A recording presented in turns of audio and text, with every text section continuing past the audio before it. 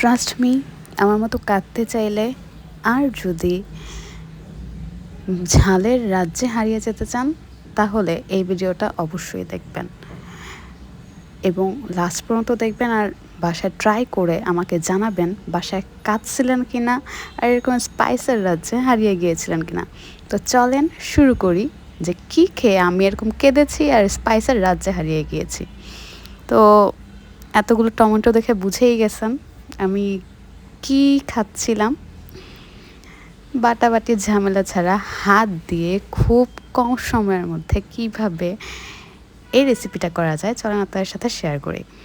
তো আমি অনেকগুলো টমেটো নিয়ে নিয়েছি যেহেতু বাসায় মেম্বার অনেকজন।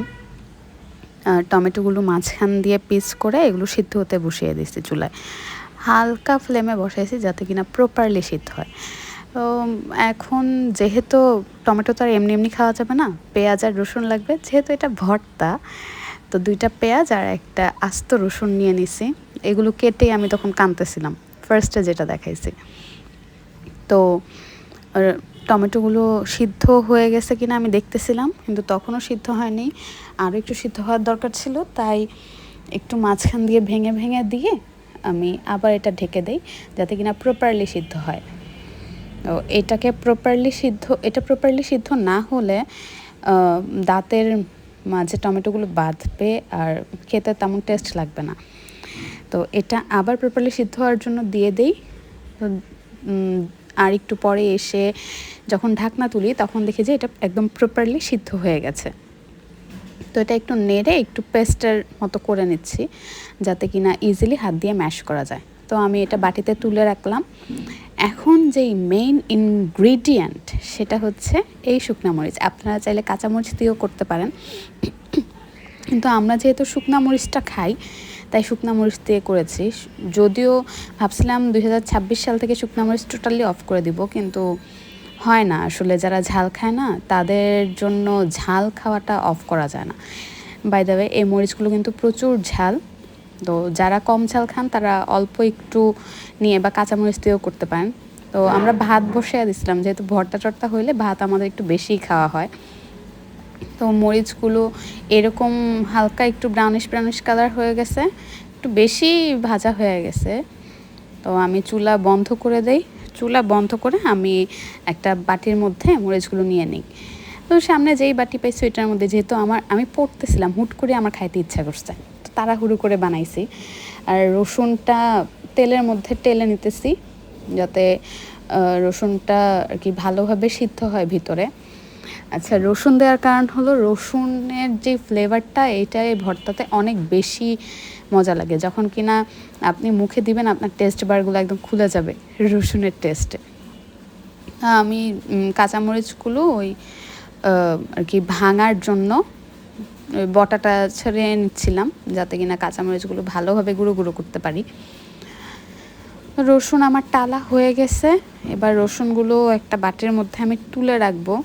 আর একটু ভালো করে দেখছিলাম যে সিদ্ধ হয়েছে কিনা। তো রসুন পুরোপুরি সিদ্ধ, আমি একটু বেশি তেল দিয়ে ফেলছিলাম, এত তেলও লাগে না। তো এখানে পরিমাণ মতো মরিচ দিয়ে পরিমাণ মতো লবণ দিয়ে আমি মরিচগুলো ভালোভাবে গুঁড়ো করে নিচ্ছি। আর এবার পেঁয়াজ দিয়ে দিলাম, রসুনটা দিব পরে, আগে পেঁয়াজ আর মরিচ ভালোভাবে মিক্স করে একদম ভর্তা করে তারপরে রসুনটা দেবো। এই দেখেন কি সুন্দর একটা কালার আসছে। আমার হাত পুরাটা, যদিও রাতে অনেক হাত জ্বলছিল আমার, কিন্তু কি মজার জিনিস খাইতে গেলে এগুলো কোনো ব্যাপারই না। রসুনগুলো ভালোভাবে এটার সাথে ম্যাশ করে নিতে হবে। রসুনগুলো এত পারফেক্টলি সিদ্ধ হয়েছে না, একদম চাপ দেওয়ার সাথে সাথে গলে যেতেছে, পারফেক্টলি সিদ্ধ হয়েছে। রসুনগুলো ভালোভাবে ম্যাশ করে নিছি, ম্যাশ করে মিক্স করে এবার দিয়ে দিব ধনিয়া পাতা। এইটা না দিলে তো এই রেসিপি টোটালি অপূর্ণ থেকে যাবে। ধনিয়া পাতাটা দিলে সেই রকম একটা ফ্লেভার আসে। আপনারা বাসায় ট্রাই করে অবশ্যই আমাকে কমেন্ট সেকশনে জানাবেন কেমন লাগছিল। তো এইবার এই সব কিছু একসাথে মিক্স করে নিয়ে টমেটোর মধ্যে দিয়ে দিব। ভালোভাবে টমেটোটা মাখাতে হবে, ভালোভাবে, যাতে কিনা কোনো সাইডে আর কি ঝালের থেকে বাদ না যায়। আমার টমেটো আমি ভালোভাবে মাখিয়ে নিছি, মাখিয়ে নিয়ে এবার আমি একটু টেস্ট করতেছিলাম যে কেমন লাগে। আমি যখন মুখে দিছি, টক ঝাল দুইটা ফ্লেভার মিলে আমার একদম ব্রেন খুলে গেছে, আমার মাথাটা খুব খারাপ লাগতেছিল। আমার ঝাল খাইলে মাথা অনেক ভালো লাগে। তা আমাদের ভর্তা রেডি।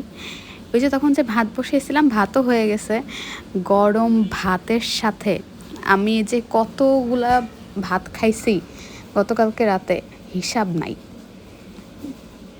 একদম আমি সবসময় 1 প্লেট ভাত খাই, এবার ভর্তা দেখে আমি 3 প্লেট ভাত খাইয়া ফেলছি।